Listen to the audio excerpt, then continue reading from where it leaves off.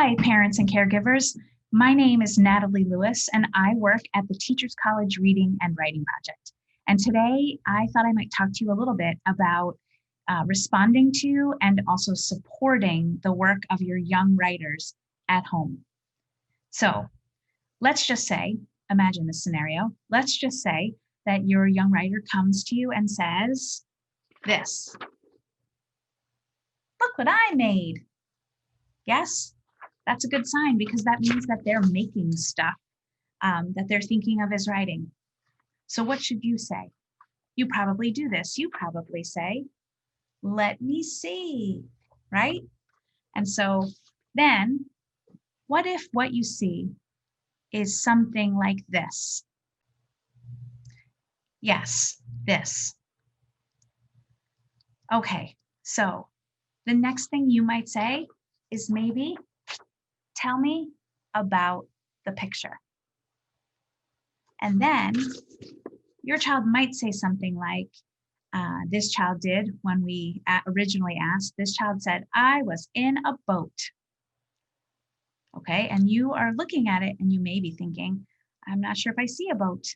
But what I might encourage you to do is to ask about the other parts of the picture so that they say more. We know that using more language is a good thing for kids. So I might touch the upper left-hand corner and say, "What about this?" And they might say, "Oh, it was sunny." And what about this part here? So that I'm getting them to try to say more about the picture that they created. Once they've done that, I might say something like, "Wow," or "Wow," or "Wow." And then I'm going to try to respond authentically. So I might say something like, "Can you tell me more about this part?" Or "I didn't know, blah, blah." Or "Yes, I loved that day too on the boat." Those would be all examples of authentic responses. Then you may be thinking, what do I do next, right? So before you think about what comes next, I might say to the child, "What's next about this particular piece of writing? Who are you going to share it with? Will you go back and do more to it, add more? Maybe even where are you going to put this writing?" So first, there's the response part of looking at the writing that your child says, "Look what I made." There's the response.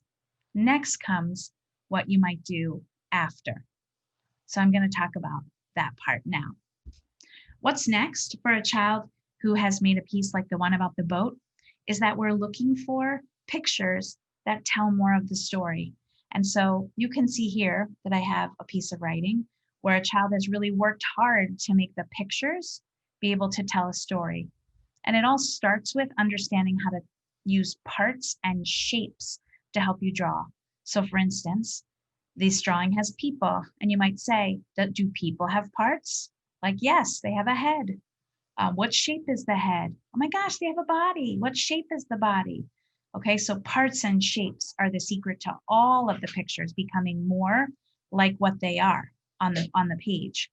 I also showed here in this picture that the child is showing things like a sandcastle and a bucket and a shovel. There's also place here. So we know that they're in the sun and there are clouds. And look, this is the beach. So there's the water and the sand, right? A few other things that kids can learn to add into their pictures. Feelings. So on this face, this character is upset. You could see that with the eyes and the mouth. And then also movement, like limbs are bent, right? Knees are kneeling and an arm is pushing down. And you can do that by bending the limbs as you're drawing to show movement. And then also on this third page, there's a little bit of action, right? The little squiggly line shows that the wave rinsed out the castle. So you may also be noticing that this drawing, unlike the first one, is across pages. So that's another thing that you could be doing, is to say what happened first, and then what happened next, and then what happened last.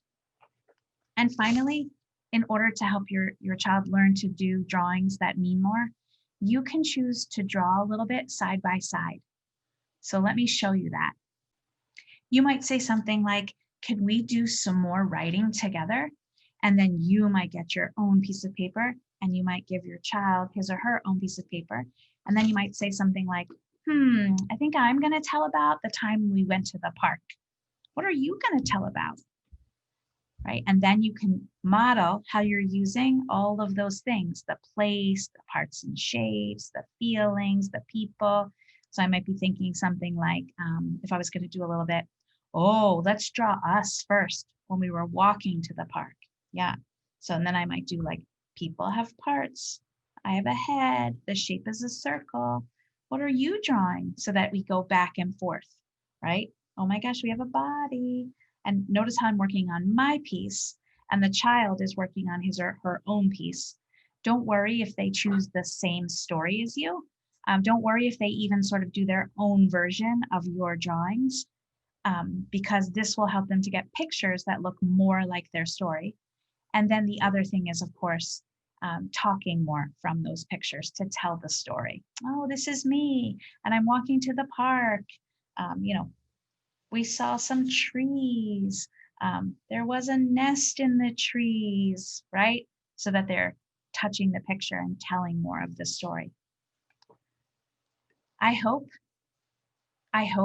that this has helped you think about responding and supporting your young writer at home.